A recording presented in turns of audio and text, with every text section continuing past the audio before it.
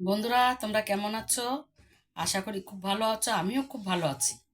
এই দেখো, তোমার দাদাভাই বাজারে গেছিল, এই যে ছোট এই যে মাছ নিয়ে এসছে, মোরলা মাছ। এই মাছটার নাম হচ্ছে মোরলা মাছ। চলো আমি কিভাবে রান্না করব তোমরা দেখবে। আমি মোরলা মাছটা তো তোমাদের দেখালাম।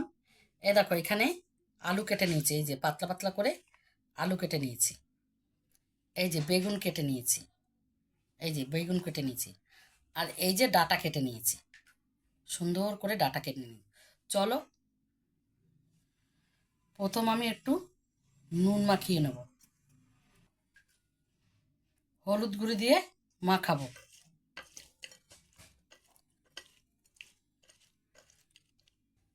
কড়াইতে আমি তেল দিয়ে দিয়েছি।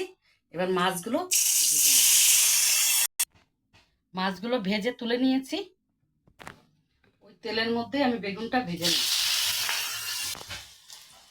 সামান্য একটু হলুদ দিয়ে দেবো।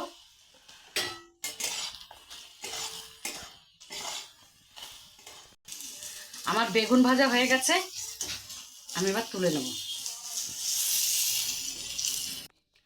ওই তেলের মধ্যেই আমি একটা শুকনো লঙ্কা আর কালো জিরা দিয়ে দেবো। এবার আমি আলু দিয়ে দেবো।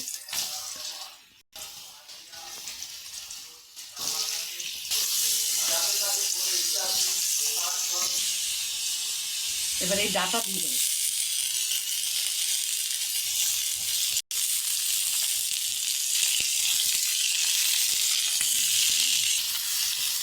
এবার আমি এই পেঁয়াজ দিয়ে দেবো, এই কাঁচা লঙ্কা দিয়ে দেবো।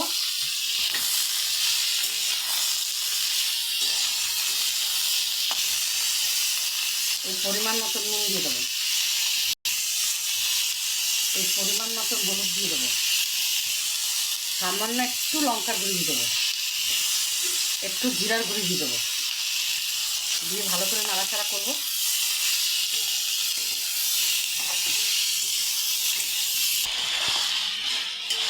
তেল ছেড়ে দিয়েছে। এবার আমি পরিমাণ মতন জল দিয়ে দেবো।